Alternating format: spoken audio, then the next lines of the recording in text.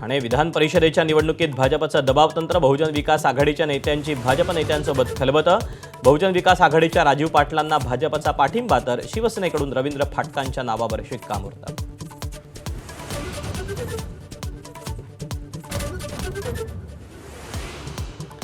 सरकारचं शिष्टमंडळ उद्या मनोज जरांगेंना भेटणार। जरांगेंच्या 30 तारखेपासूनच्या उपोषणापूर्वी भेट घेऊन समजूत घालणार।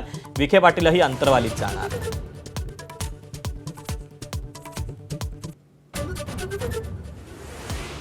मराठा आंदोलक मनोज जरांगेंचं 30 मे पासून आमरण उपोषण, रणरणत्या उन्हात अन्न पाण्याचा त्याग करण्याचा निर्धार।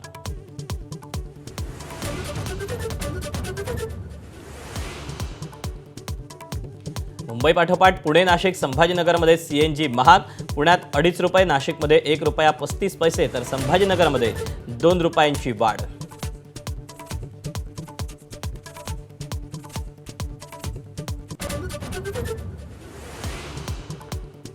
पेट्रोल डिझेलवरचा व्हॅट आणि अधिभार रद्द करून जनतेला दिलासा द्या। जयंत पाटलांचं मुख्यमंत्र्यांना पत्र। वाहतूक, शेती आणि उद्योगालाही दिलासा मिळण्याची आशा।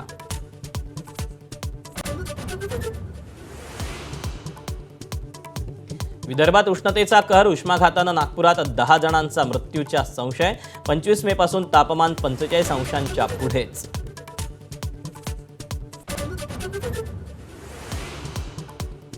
बकरीदनिमित्त कल्याणच्या दुर्गाडी किल्ला परिसरात तणाव। किल्ला परिसरात मुस्लिम बांधवांकडून नमाज, तर दोन्ही शिवसेनेच्या कार्यकर्त्यांचं किल्ल्याच्या पायथ्याशी आंदोलन।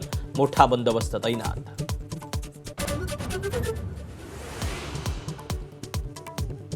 मुख्यमंत्री देवेंद्र फडणवीसांनी घेतली पंतप्रधान मोदींची भेट। महाराष्ट्रातील विविध प्रकल्प आणि अभियानांची मोदींना दिली माहिती। सिद्धरामय्या दुपारी 3 वाजता कर्नाटकच्या मुख्यमंत्री पदाचा राजीनामा देणार। DK शिवकुमार यांनी घेतली भेट, तर DK नवे मुख्यमंत्री होण्याची शक्यता।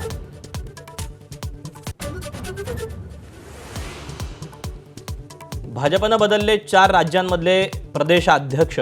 निवडणूक होणाऱ्या पंजाबमध्ये केवल सिंग धिल्लन, तर दिल्लीमध्ये हर्ष मल्होत्रा पक्षप्रमुख, तर हरियाणात अर्चना गुप्तांच्या रूपानं महिला प्रदेशाध्यक्ष।